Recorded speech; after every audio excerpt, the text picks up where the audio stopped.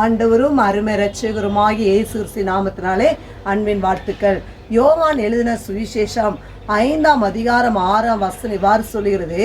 படுத்திருந்த அவனை இயேசு கண்டு வெகு காலமாய் வியாதி சென்று நோக்கி அவனை நோக்கி நீ சொஸ்தமாக வேண்டும் என்று சொல்லி விரும்புகிறாயா என்று கேட்டார் என்று சொல்லி வேதத்துல வாசிக்கிறோம். பாருங்க, 38 வருஷம் அங்கு பெதஸ்தா குளத்தருகே 38 வருஷம் வியாதி கொண்ட ஒரு மனுஷன் இருக்கிறான். அவனை பார்த்துதான் இயேசு சொல்லுகிறார், நீ சொஸ்தமாக வேண்டும் என்று சொல்லி விரும்புகிறாய்ன்னு சொல்லி.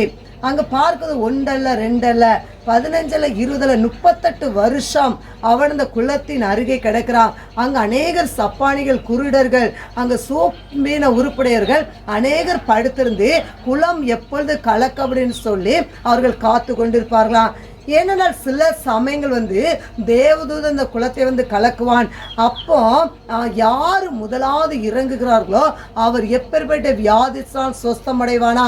அந்த இடத்துல தான் 38 வருஷம் வியாதி கொண்ட ஒரு மனுஷனை இயேசு தேடி வருகிறார். படுத்திருந்த அவனை கண்டு நீ சொஸ்தமாக வேண்டுமென்னு சொல்லி விரும்புகிறாய்ன்னு சொல்லி அங்கு கேட்கிற காரியம். அந்த இடத்துல பார்க்கும்போது அவனை இயேசு சுகமாக்குகிறார், சொஸ்தமாக்குகிறார்.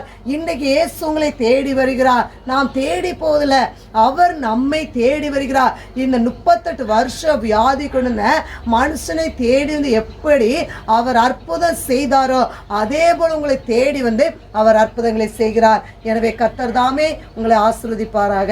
ஆமென்.